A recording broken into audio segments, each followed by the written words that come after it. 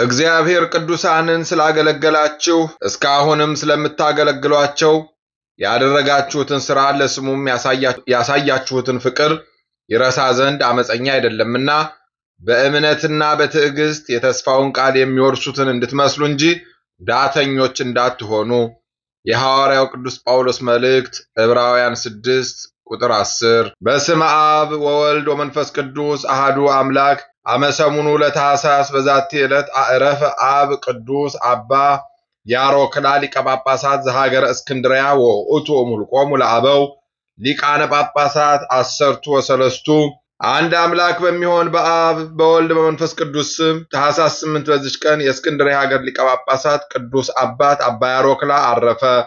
እርሱም ለአባቶች ሊቃነ ጳጳሳት 13ኛ ቁጥር ነው። የዚህ ቅዱስ አባት ወላጆቹ አስቀድሞ አረማውያን ነበሩ። በወለዱትም ጊዜ የአረማውያንን ትምህርት መጻሕፍቶቻቸውን ሁሉ አስተማሩት። ከዚህም በኋላ አምነው ተጠመቁ። ይህን ልጃቸውንም የቤተክርስቲያን ትምህርት አስተማሩት። የሐዋርያትንም መጻሕፍት አጠና። ሊቀ ጳጳሳት ዲሜጥሮስም ዲቁና ሾመው። ከዚህም በኋላ በእስክንድርያ ሀገር ቤተክርስቲያን ቅስና ሾመው። መንጋውንም በመልካም አጠባበቅ ጠበቀ። ሥራውንም ፈጸመ። የቤተክርስቲያንን ሕግ ጠንቅቆ አወቀ። አባት ዲሜጥሮስ ባረፈ ጊዜ ይህን አባት መርጠው በእስክንድርያ ሀገር ሊቀ ጵጵስና ሾሙት። እርሱም ክብር ይግባውና የክርስቶስን መንጋዎች በቀና ሃይማኖት አጽንቶ ጠበቀ። ከአረማውያን ብዙዎቹን ክብር ይግባውና ክርስቶስን ወደ ማመን መልሶ የክርስትና ጥምቀትን አጠመቃቸው። ለቅዱስ ዲዮናስዮስም ለምዕመናን እንዲፈርድ ስልጣን ሰጠው። እርሱ ግን አላውያንን ወደ ቀናች ሃይማኖት እስኪመልሳቸው ድረስ ያስተምራቸውና ይገሥጻቸው ነበረ። በወንጌላዊ ቅዱስ ማርቆስ ወንበርም 13 ዓመት ኑሮ በሰላም አረፈ። ለእግዚአብሔር ምስጋና ይሁን። እኛንም በዚህ አባት ጸሎት ይማረን፣ በረከቱም ከኛ ጋር ትኖር ለዘላለሙ አሜን። በዚች ቀን የከበሩ ሴቶች በርባራና ዩልያና በሰማዕትነት አረፉ። ይህችም ቅድስት በርባራ በከሃዲ መክሲሚያኖስ ዘመነ መንግስት በቤተ መንግስቱ ታላቅ መስፍን ለሆነ ሰው ልጁ ናት። ስሙም ዲዮስቆሮስ ነው። እርሱም ለልጁ ለባርባራ ማንም እንዳያያት ታላቅ ጽኑ የሆነ ሕንፃ አሰራ። ከዚህም ዳግመኛ መታጠቢያ የውሽባ ቤት በግንብ ሰራ። የሚከፈቱ 2 መስኮቶችንም በውስጡ እንዲሰሩ አዘዘ። ቅድስት በርባራም 2ቱን መስኮቶች ባየች ጊዜ 3ኛ መስኮትን እንዲሰሩ ሐናጺዎችን አዘዘቻቸው። ከዚህ በኋላ ክብር ይግባውና የጌታችን የኢየሱስ ክርስቶስ አዳኝ የሆነ የመስቀሉን ምልክት በውሃ መታጠቢያውም ላይ አሰራች።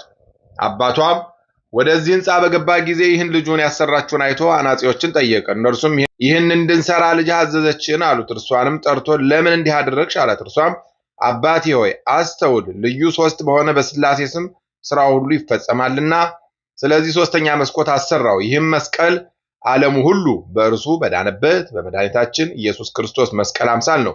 አንተም አባቴ ሆይ ከስህተትህ ተመለስ፣ የፈጠረህን አምላክ አምልከው አለችው። አባቷም ከእርሷ ይህን በሰማ ጊዜ ሰይፉን መዞ በኋላዋ ሮጠ። እርሷም ሸሸች። በፊቷም የነበረች አለት ተሰንጥቃ በውስጧ ገብታ ሰወረቻት። ከዚህ በኋላ ወደ አባቷ ተመለሰች። እርሱም እንዲያሰቃያት ለሌላ መኮንን አሳልፎ ሰጣት። እርሱም ታላቅ ስቃይን አሰቃያት። በዚያም ዩልያና የምትባል ሴት ነበረችና ቅድስት በርባራን አየቻትና የምታጽናናትና የምታረጋጋት ሆነች። ክብር ይግባውና ጌታችን ኢየሱስ ክርስቶስም ለቅድስት በርባራ ተገለጸላትና አረጋጋት። ከዚህ በኋላ አባቷ በሰይፍ ራሷን እንዲቆርጡ የባልንጀራዋን የዩልያንም ራስ እንዲቆርጡ አዘዘና ቆረጧቸው። የሰማዕትነት አክሊልም ተቀበሉ። በዚያን ጊዜ ከሰማይ እሳት ወርዶ አባቷንና ጓደኛው የሆነው መኮንን ምርትያኖስን አቃጠላቸው። ያም በውሽባ ቤት ውስጥ በመስቀል ምልክት ያሰራችው መታጠቢያ ለታመመ ሁሉ ከእርሱ በታጠበ ጊዜ የሚያድን በውስጡም ታላቅ ፈውስ ያለበት ሆነ። ከዚህም በኋላ የቅዱሳን ሰማዕታትን ስጋቸውን ወስደው ከከተማ ውጭ ባለች ቤተክርስቲያን ስሟ ገላልያ የሚባል ቦታ አኖሯቸው። ይህም ስጋቸው በቅዱሳን ሰማዕታት በአቡቂርና በዮሐንስ በምስር ሀገር ባለ ቤተክርስቲያናቸው እስከዛሬ አለ። ለእግዚአብሔር ምስጋና ይሁን። እኛንም በቅዱሳን ሰማዕታት ጸሎት ይማረን፣ በረከታቸውም ከኛ ጋር ትኖር ለዘላለሙ አሜን። በዚችም ዕለት የብጽዕት እንባምሪና መታሰቢያዋ ነው። በረከቷም ከኛ ጋር ትኖር ለዘላለሙ አሜን። በዚች ቀን ቅዱስ አባት የደብረ ቀልሞን አባ ሳሙኤል አረፈ። ይህም ቅዱስ ለግብጽ ደቡብ በሆነ መጽሊል ከሚባል አገር ደክሉባ ከሚባል መንደር ነው። ወላጆቹም ቅዱሳንና ንጹሐን ናቸው። ያለ እርሱም ልጅ አልነበራቸውም። አባቱም ቄስ ነበር። በሌሊትም በራእይ ፊቱ ብሩህ የሆነ ሰው አየ። ይህም ልጅህ ለብዙ ሰዎች የታመነ ቸር መምህር ይሆን ዘንድ አለው፣ በዘመኑም ሁሉ ለእግዚአብሔር የተመረጠ ይሆናል አለው። አባ ሳሙኤልም ከታናሽነቱ ጀምሮ እንደ ነቢዩ ሳሙኤል ንጹሕ ነው። ሁልጊዜም የምንኩስና ልብስን ይለብስ ዘንድ ያስብ ነበረ። በአንዲት ቀንም ወደ አስቄጥስ ገዳም ይሄድ ዘንድ ምክንያትን አግኝቶ ከአባቱ ዘንድ ወጣ። ግን መንገዱን አያውቅም ነበር። የእግዚአብሔር መልአክ በመነኩሴ አምሳል ሆኖ እየመራው አብሮት ተጓዘ። ባደረሰውም ጊዜ በበዓቱ ውስጥ ለሚኖር ለአንድ ስሙ አባ አጋቶን ለሚባል ሽማግሌ መነኮስ ሰጠው። እርሱም እጅግ ጻድቅ ሰው ነውና፣ ይህም መልአክ ስለ አባ ሳሙኤል ለአባ አጋቶን እንዲህ ብሎ ነገረው። ሳሙኤልን ደስ ብሎ ተቀበለው፣ የምንኩስናንም ልብስ አልብሰው። እርሱም የሽምግልናህን ድካም የሚያጽናና እውነተኛ ልጅን ይሆንልሃል። አንተም የምንኩስናን ሕግ ሁሉ አስተምረው። ይህንንም ከተናገረው በኋላ መልአኩ ከእርሱ ተሰወረ። ሳሙኤልም በደረሰ ጊዜ አባ አጋቶን በደስታ ተቀበለው፣ እንዲህም አለው፣ የእግዚአብሔር አገልጋይ ሳሙኤል ሆይ መምጣት መልካም ነው። በሽምግልናዬ ጊዜ ጌታ ወደ እኔ ልኮሃልና አለው። ወዲያውኑ ወደ ቤተ ክርስቲያን አስገባውና ከፀጉር በተሰራ ቀሚስና በቆብ ላይ በቅናትና በአስኬማ ላይ ጸለየና ባረከው። የአባቶቼ የአባ እንጦንስና የአባ መቃርዮስ ፈጣሪ ከአንተ ጋር ይኑር። ልጄ ሳሙኤል ሆይ በችግር ሁሉ ረዳት ይሁንህ ብሎ እኒያን የምንኩስና ልብሶች አለበሰው። ቅዱስ አጋቶንም ለአባ ሳሙኤል ትሕትናን አርምሞን አስተማረው። አባ ሳሙኤልም ቅዱስና ቡሩክ የሆንክ አባቴ ሆይ ይቅር በለኝ፣ ከእኔ ጋርም ፍቅርን አድርግ አስተምረኝ፣ እግዚአብሔርም የሚወደውን የምሰራ ያድርገኝ ዘንድ በከበረች ጸሎትም አስበኝ ይለው ነበር። ሁልጊዜ መንፈሳዊ የሆነ የምንኩስናን ሥርዓት ሁሉ ተማረ። ቅዱስ አባ ሳሙኤልም በሥራው ሁሉ ይራዳው ነበር። የሚያዘውንም ሁሉ እየሰራ ከአባ አጋቶን ጋር 3 ዓመት ኖረ። ከዚህም በኋላ አባ አጋቶን አረፈ። አባ ሳሙኤልም 7 ቀን እየጾመና ታላቅ ተጋድሎን እየተጋደለ ኖረ። ከዚህም በኋላ በአስቄጥስ ባለች በከበረች በአባ መቃርስ ቤተክርስቲያን ቅስና ተሾመ። ከጥቂት ቀኖችም በኋላ የሊዮንን ደብዳቤ ወደ አስቄጥስ ገዳም አምጥተው አነበቧት። አረጋውያንም መነኮሳት በሰሙ ጊዜ እጅግ አዘኑ። አባ ሳሙኤልም መንፈሳዊ ቅናትን ቀና። ከሰዎችም መካከል ተነስቶ ያችን ደብዳቤ ነጥቆ ቀደዳት። እንዲህም አለ፣ የቀናች አባቶቻችን ሃይማኖት የሚለውጥ ሁሉ የተወገዘ ነው። የንጉሥ መልእክተኛም ባየ ጊዜ ቁጣውን ተመላ። አባ ሳሙኤልን በብረት ዘንጎች እንዲደበድቡት በክንዱም ሰቅለው ፊቱን እንዲጸፉት አዘዘ። በጸፉትም ጊዜ አንዲት ዓይኑ ወለቀች። ከዚህ በኋላ በአስቄጥስ ገዳም እንዲያሳድዱት ሁለተኛ አዘዘ። ከእግዚአብሔርም የታዘዘ መልአክ ለአባ ሳሙኤል ተገለጸለትና ወደ ቀልሞን ተራራ ሂዶ በዚያ ይኖር ዘንድ አዘዘው። ወዲያውኑ ሂዶ በዚያ ኖረ። የቀናች ሃይማኖትንም ለሰዎች ሁሉ እያስተማረ ተቀመጠ። ሊቀ ጳጳሳት የሆነው መለካዊ የእስክንድሪያ መኮንን ምቆዝዝም ዜናውን ሰምቶ ወደ ቅዱስ አባ ሳሙኤል መጥቶ ታላቅ ግርፋትንም ገርፎ ከገዳሙ አሳደደው። ወደ ቀልሞንም ገዳም ቤተክርስቲያንም ሂዶ በዚያ ተቀመጠ። በዚያም ወራት የበርበር አረማውያን ወደዚያ መጡ። ወደ አገራቸውም ሊወስዱት አባ ሳሙኤልን ያዙት። ከእርሳቸውም እጅ ያድነው ዘንድ ክብር ይግባውና ጌታችን ኢየሱስ ክርስቶስን ለመነው። በአንድ ግመልም ላይ በጫኑት ጊዜ ያ ግመል መንቀሳቀስ አልቻለም። ታላቅ ድብደባም ደበደቡት። በተሳናቸውም ጊዜ ትተውት ሄዱ። እርሱም ወደ ቀልሞን ገዳም ተመልሶ በምንኩስና ሥርዓት በመጠመድ በሁሉም ተጋድሎ እየተጋደለ ኖረ። ከዚህም በኋላ የበርበር አረማውያን ዳግመኛ መጡ። ከእርሳቸውም የተነሳ ፈራ። ሳሙኤል ሆይ አትፍራ፣ ግን ወደ ቤተ ክርስቲያን ገብተህ ዝም በል፣ ከእርሳቸው ጋር አትናገር፣ እኔም እንዳያዩህ አደርጋቸዋለሁ የሚልን ቃል ሰማ። በዚያንም ጊዜ የተመዘዙ ሰይፎቻቸውን ይዘው ወደ ቤተ ክርስቲያን ውስጥ ገቡ። እነርሱም እጅግ በሚያስፈራ ድምፃቸው ይጮሁ ነበረ። ቅዱስ ሳሙኤልም በቤተ መቅደስ ውስጥ ኃጢአትን ሲሰሩ ተመለከተ። ስለ ድፍረታቸው ዝም ማለት አልተቻለውም። ተናገራቸው። እግዚአብሔርን መፍራት የሌላችሁ እናንተ ከሃዲያን፣ እግዚአብሔር እንደ ክፉ ስራችሁ ይክፈላችሁ አላቸው። እነዚያ አረማውያንም አንተ ከዚህ ነበርክን? እኛ ግን አላየንህም አሉት። ከዚህ በኋላ ይዘው ከቤተ ክርስቲያኑ ምሰሶ ጋር አሰሩት። ለመሞትም እስቲቀርብ ድረስ ገረፉት። ከማሰሪያውም ሲፈቱት በግንባሩ ተደፍቶ ግመሎቹ እስካሉበትም ቦታ ጎተቱት። ራሱንም በጫማ መቱት። ከድብደባ ብዛት የተነሳ መንቀሳቀስ አልተቻለውም። በግመልም ጫኑት። ከሕመሙ ጽናት የተነሳ መሪር ልቅሶን የሚያለቅሶ ነው። ያም ግመል ወደ እርሱ ተመልሶ በሰው ቋንቋ እንዲህ ብሎ ተናገረ። መደብደብህን መልካም አደረጉ። ዝም በል አትናገር ያለህን የፈጣሪህን የእግዚአብሔርን ትእዛዝ ስለተላለፍክ ሞት ይገባሃልና አለው። አባ ሳሙኤልም ሲሰማ በእውነት በድያለሁ፣ ነገር ግን እግዚአብሔር ቻይ ነውና መተላለፍን ይቅር ይበለኝ አለ። ከዚህም በኋላ ወደ አገራቸው ወሰዱት። በዚያም የአስቄጥስ ገዳም አበምኔት የሆነውን ከእርሱ አስቀድሞ የማረኩትን አባ ዮሐንስን አገኘውና እርስ በርሳቸው ተጽናኑ። የአባ ሳሙኤልም ጌታ ፀሐይን እንዲያመልክ ያስገድደው ነበር፣ እርሱ ግን ከቶ አልሰማውም። ከዚህም በኋላ በአንዲት ብላቴና ጋር በሰይጣን ምክር እግሩን አቆራኝቶ ግመሎቹን እንዲጠብቁ ወደ ጫካ ሰደዳቸው። ቅዱስ ሳሙኤልም ከእርሷ ጋር በኃጢአት እንደሚወድቅና ዲያብሎስም ባስተማረውና በመከረው ጊዜ እንደሚታዘዝለት አስቧልና፣ በዚህም ሁሉ ቅዱስ ሳሙኤል ኃይልና ብርታት የሚጨምርለት ሆኖ ጌታው ታሞ ለሞት እስከቀረበ ድረስ በዚህ ኖረ።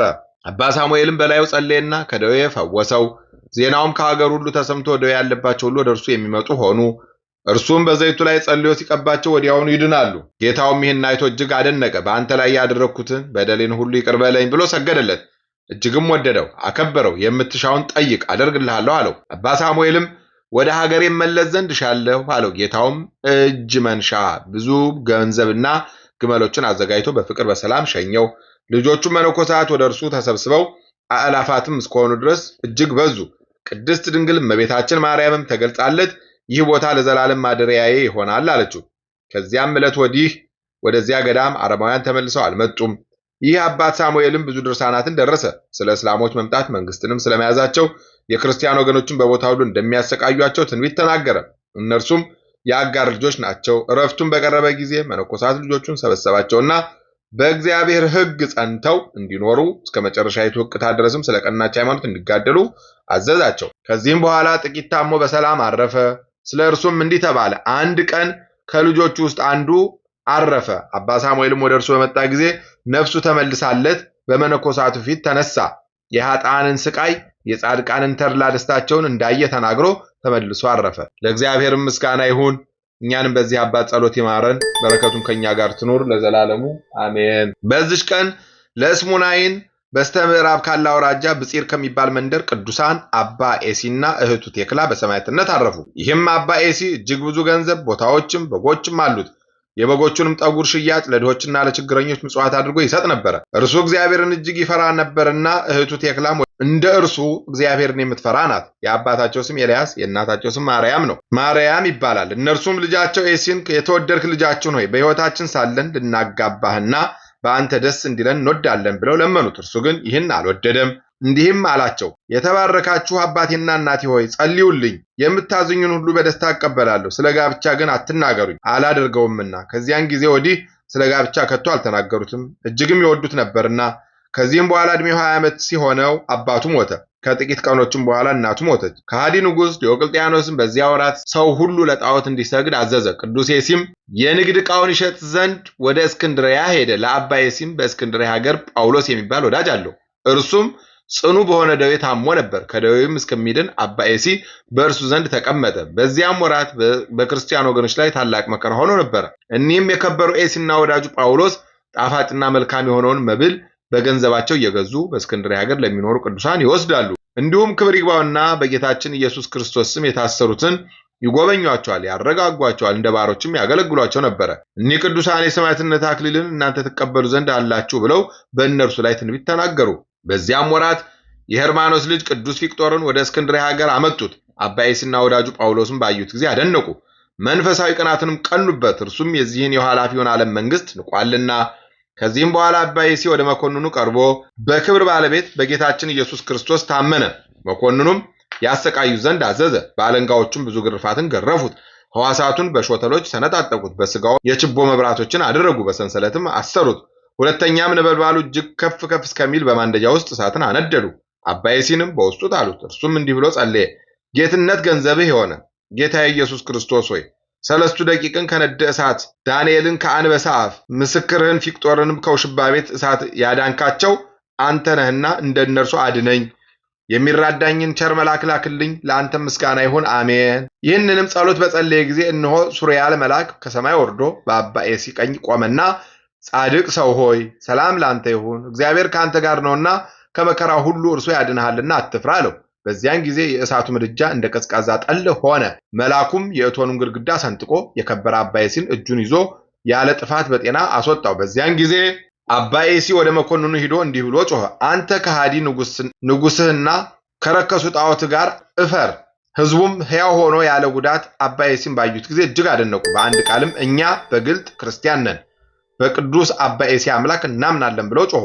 መኮንኑም ራሶቻቸውን በሰይፍ እንዲቆርጡ አዘዘ።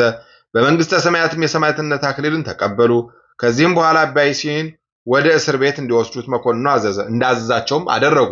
ለእህቱ ለቴክላ የእግዚአብሔር መልአክ ተገልጾላት ወንድሟን አባ ኤሲን ትጎበኘው ዘንድ ወደ እስክንድርያ ሀገርም እንድትሄድ አዘዛት። ያን ጊዜ በእንዴናው ከተማ ተነስታ ከባህር ዳርቻ ደረሰች። መንፈሳዊት መርከብም ተገለጸችላት።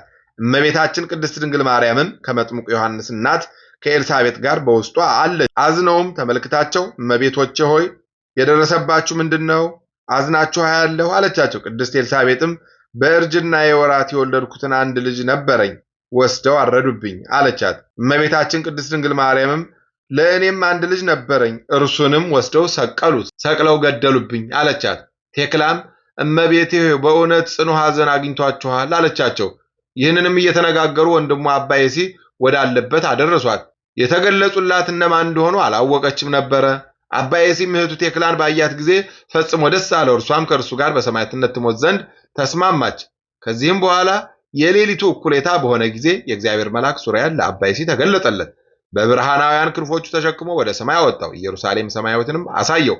ቅዱሳን ሁሉ መጥተው ሰላምታ ሰጡት። የሰው አንደበትም ስለ እርሷ ሊናገር የማይቻለው ልዕልናዋ ክብሯን አሳየው። በወርቅ በዕንቁ ያጌጡ አደባባዮቿም ከፀሐይ ብርሃን 7 እጅ የሚበልጥ በውስጡ ያለውን ብርሃን አሳየው። ስለ ክብር ባለቤት ጌታችን ክርስቶስ ስም መከራ የተቀበሉ የጻድቃንና የሰማዕታት መኖሪያቸውን ዳግመኛ አሳየው። ከዚህም በኋላ የእግዚአብሔር መልአክ ወደ ሌላ ቦታ ወሰደውና ታላቅ አዳራሽንም አሳየው። በውስጡም በወርቅ በዕንቁ የተሸለሙ 300 ምሰሶች አሉ። ዙፋኖችም በዕንቁ የተሸለሙ አሉ። ከዚህም አዳራሽ ውስጥ 200 ጭፍሮች ቆመው ነበረ። እነርሱም በወርቅ ዝናር የታጠቁና ያጌጡ ናቸው። ከእርሳቸውም እያንዳንዱ ርዝመቱ 15 ክንድ ይሆናል። እኔም የሲን ያንን መልአክ ከዓለም ሰዎች ውስጥ በዚህ አዳራሽ አምሳል ማንም ሊሰራ የማይቻለው ይህ አዳራሽ ለማን ነው አልሁት። መልአኩም እንዲህ አለኝ፣ ወንድሜ አባ የሲ ሆይ የምድር ነገስታት ሁሉ ከዓለም ሁሉ ጋር ቢሰበሰቡ ይህን አዳራሽ ከተሸከሙት ከኒህ ከ300 ምሰሶች የአንዱ ምሰሶ ሽያጭ ዋጋ አይችሉም አለኝ። እኔም አይቼ አደነቅኩ፣ እግዚአብሔርንም አመሰገንኩ። ሁለተኛም ይሄ የከበረና ያማረ ታላቅ አዳራሽ ለማን ይሆናል አልኩት። ያ መልአክም የሰራዊት አለቃ ለነበረ ለህርማኖስ ልጅ ለሰማዕቱ ፊቅጦር ይህ ሁሉ ተሰጠ። እርሱ ምድራዊ መንግስትን፣ ሽልማቱን፣ ጌጡን፣ ክብሩን ንቆ ትቶ መከራ መስቀሉን ተሸክሞ የክብር ባለቤት የሆነ ጌታውን ክርስቶስን ተከትሎታልና፣ ስለዚህ ስለ ኃላፊው ምድራዊ መንግስት ፋንታ የማይጠፋ መንግስትን እግዚአብሔር ሰጠው አለኝ። ዳግመኛም እንዲህ ብዬ ጠየቅኩት፣ እነዚህ ዙፋኖች፣ እነዚህም ፍሬያቸው ያማረ ዕንቁ እንጨቶች፣ እኒህም የሚያበሩ አክሊሎች ምንድን ናቸው አልኩት። እርሱም እንዲህ አለኝ፣ አባ የሲ ሆይ እኒህ የእረፍትና የተድላ ቦታዎች የቅዱሳን ሰማዕታት መታሰቢያቸውን በምድር ላይ ለሚያደርጉ ሰዎች እግዚአብሔር ያዘጋጀላቸው ነው። አባ የሲ ሆይ ስማ፣ እኔ ላስረዳ። በሰማዕታት በስማቸው ቤተክርስቲያን የሚሰራ ሰው ሁሉ ወይም ስጋቸውን የገነዘ ወይም መስዋዕትን የሰጠ፣ መብራትን ወይም የተራበ ያበላ፣ የተራቆተ ያለበሰ ወይም ለቤተክርስቲያናቸው መጻሕፍትን ገዝቶ የሰጠ ወይም ገድላቸውንና ምስክርነታቸውን የጻፈ፣ በችሎታው መጠን በመታሰቢያው ቀን በጎ ሥራ የሰራ፣ ቀዝቃዛ የጽዋ ውሃ የሰጠ ዋጋውን አያጣም ብሎ ክብር ይግባውና ጌታችን በከበረ ወንጌል እንደተናገረ ከሰማዕታት ለአንዱ ወይም ከጻድቃን መታሰቢያቸው ሲያደርግ የነበረ ሰው በሞተ ጊዜ ያ ሰማዕት ወይም ጻድቁ መጥቶ ክብር ይግባውና በጌታችን ኢየሱስ ክርስቶስ ፊት ይሰግዳል። ጌታዬና ፈጣሪዬ ሆይ በምድር መታሰቢያዬን ስታደርግ ኑራለችና ይህችን ነፍስ ስጠኝ ይላል። እርሷንም ይሰጠዋል። እርሱም ተቀብሎ ወደዚህ ተድላ ደስታ ወዳለበት ቦታ ያስገባታል። ያቺ ነፍስ እጅግ ኃጢአተኛ ከሆነች ግን ከእግዚአብሔር ዘንድ ቃል ይወጣል። በመላእክት አለቃ በሚካኤል አፍ እንዲህ ተብሎ ይነገራል። ሁሉን የያዘ እግዚአብሔር ይችን ነፍስ ለአንዲት ቅጽበት አንድ ጊዜ እንዲወረውሯት አዘዘ። ከዚያም በኋላ ስለ እርሷ ለማለደ ለዚያ ሰማዕት ወይም ለጻድቁ ይስጡት ይላል። እንደዚህም ለዚያ ሰማዕት ወይም ለጻድቁ ትሰጠዋለች። እርሱም ተቀብሎ ይወስዳታል። በመጠመቂያውም ውስጥ ያጠምቋታል። ያማሩ ልብሶችን አልብሰው በእነዚያ ከምታያቸው ዙፋኖች በአንዱ ዙፋን ላይ ያስቀምጧታል። በማይጠፋ አክሊልም ይጋርዷታል። ከቅዱሳን ሁሉ ጋር ደስ እያላቸው ለዘላለሙ ትኖራለች። ከዚህም በኋላ ያ መልአክ ተሸክሞ ወደ እስር ቤት መለሰኝ። ሰላምታም ሰጥቶኝ ወደ ሰማይ አድረገ። እኔም ስለከበረ ስሙ ለሚጋደሉ ስለሚሰጥ ታላቅ ሀብት እጅግ አደነቅሁ። በነጋም ጊዜ ቅዱስ አባ የሲን ከእህቱ ቴክላ ጋር ያመጡት ዘንድ መኮንኑንም አዘዘ። አምጥተውን በጽኑ ስቃይ በተሽከርካሪዎች መሳሪያ፣ በእሳት ቃጠሎ፣ በብረት ችንካሮች የራሳቸውን ቆዳ በመግፈፍ አሰቃዩአቸው። እግዚአብሔርም ያለ ጉዳት በጤና አስነሳቸው። ከስቃያቸውም የተነሳ በሰለቸ ጊዜ ወደ ላይኛው ግብጽ ይወስዳቸው ዘንድ ለእንዴናው ሀገር መኮንን አሳልፎ ሰጣቸው። 8 ቀንም ያህል እንደተጓዙ መርከቢቱ ከባህር ዳር ቆመች። መኮንኑም ራሶቻቸውን በሰይፍ እንዲቆርጡ አዘዘ። ቅዱሳን አባ የሲና እህቱ ቴክላም እጅግ ደስ አላቸው። ጸሎታቸውን ጸልየው በፈጸሙ ጊዜ በሰይፍ ራሶቻቸውን ቆረጧቸው። እግዚአብሔርም ስንጡፍ ከሚባል ሀገር ስሙ ኦሪ የሚባል ቄስ የቅዱሳንን ስጋቸውን እንዲያነሳ አዘዘ። እርሱም አንስቶ ወስዶ አጥኖ በአማሩ ልብሶች ገነዛቸው። የመከራውም ወራት እስኪፈጸም በንጹህ ቦታ አኖራቸው። ከእርሳቸውም ታላላቅ ታምራት ተገለጡ። በእነርሱም ጋር በሰማዕትነት የሞቱ ቁጥራቸው 477 ነፍስ ናቸው። ለእግዚአብሔር ምስጋና ይሁን። እኛንም በቅዱሳን ሰማዕታት ጸሎት ይማረን፣ በረከታቸውም ከኛ ጋር ትኑር ለዘላለሙ አሜን። በዚች ቀን በደማስቆ የተከበረ አባት አባ ዮሐንስ አረፈ። ይህ ቅዱስ ከደማስቆ ከከበርቴዎችና ከታላላቆች ወገን መንሱር ለሚባል ሰው ልጅ ነው። በጥበብና በፈሪሃ እግዚአብሔር አደገ። የቀርሊ ፈላስፋ ከሆነ ቁልህፋ ከሚባል ቁልዝማዊ መነኮስ መምህሩ ዘንድ የፍልስፍና ትምህርትን ተማረ። ትምህርቱንም ሲጨርስ ቁልዝማዊ መምህሩ ተሰናብቶ ወደ ከበረ ሊቅ ሳባ ሰማዕት ገዳም ሄደ። አባቱም በሞተ ጊዜ ለአገረ ገዡ ጸሐፊ ሆነ፣ ግን ምስጢሩን አይሰውርም። በዚያም ወራት የከሃዲ ሊዮን ልጅ ቆስጠንጢኖስ ተነስቶ በአምላክ ፈቃድ ስለተሳሉ ስዕሎች ጸብ በማንሳት አብያተ ክርስቲያናትን አወከ። ይህም አባት ዮሐንስ ከቤተ ክርስቲያን ሹመት ሳይኖረው በቀናች ሃይማኖት እያጸናቸው በአምላክ ፈቃድ ለተሳሉ ስዕሎችም ስግደት እንደሚገባ መሰከረ። ከቅዱሳን መጻሕፍትም እያመጣ የሚጽፍና ወደ ምዕመናን ሙሉ የሚልክ ሆነ። ከሃዲው ቆስጠንጢኖስም በሰማ ጊዜ ጥርሱን አፋጨ። በዮሐንስ ብዕር አምሳል የሚጽፍ ጸሐፊን ፈልጎ በዮሐንስ ብዕር አምሳያ እንዲህ ብሎ አጻፈ። ከአንተ ዘንድ ያለ ዮሐንስ ከአንተ ጋር ተዋግቼ አገርህን እማርክ ዘንድ ይህን ደብዳቤ ጽፎ ላከልኝ ብሎ በወንጀል ለደማስቆ ገዢ ላከለት። በሰማም ጊዜ እውነት ስለመሰለው የሚጽፍባትን ቀኝ እጁን ቆረጠው። አባ ዮሐንስም የተቆረጠች እጁን ይዞ ወደ እመቤታችን ቅድስት ድንግል ማርያም ስዕል ሄዶ በብዙ እንባ እንዲህ ብሎ ለመናት። እመቤቴ ሆይ ለስዕልሽ መስገድ ስለሚገባ በተጣላሁ ጊዜ አይደለምን ይህ መቆረጥ የደረሰብኝ? አሁንም በቸርነትሽ ፈውሽኝ። በስራው ላይ ሁሉ ችሎታ አለሽና። ይህንንም ብሎ ጥቂት አንቀላፋ። በእንቅልፉም ሳለ እመቤታችን ቅድስት ድንግል ማርያም ተገለጸችለትና እጁን እንደቀድሞ መለሰችለት። በነቃም ጊዜ ድና አገኛት። እግዚአብሔርንም አመሰገነው። ቅድስት ድንግል እመቤታችን ማርያምንም አመሰገናት። ከዚያም በኋላ ወደ ገዳም ሂዶ መነኮሰ። አበምኔቱም የምንኩስናን ሥርዓት ያስተምረው ዘንድ ለአንድ ሽማግሌ መንፈሳዊ አባት ሰጠው። ሽማግሌውም ልጄ ዮሐንስ ሆይ አፍአዊት ከሆነች ትምህርትህ ምንም አታድርግ፣ ግን ዝምታን ተማር አለው። ከትህትናውም ብዛት የተነሳ ሰይጣንን ድል ነሳው። ከዕለታት በአንዲቷም ከመነኮሳቱ አንዱ ሽማግሌ ሞተ።